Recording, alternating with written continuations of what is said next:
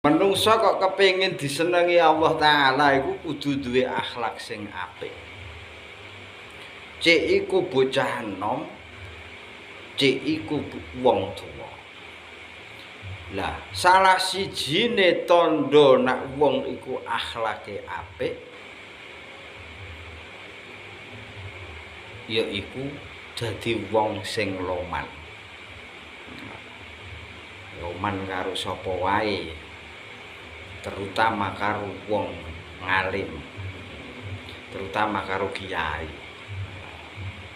Nak kepengin duwe anak apik, kepengin duwe anak apik.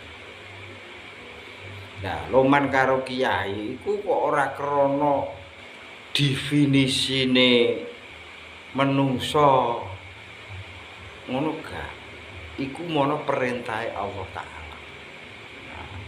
Perintahe Kanjeng Nabi.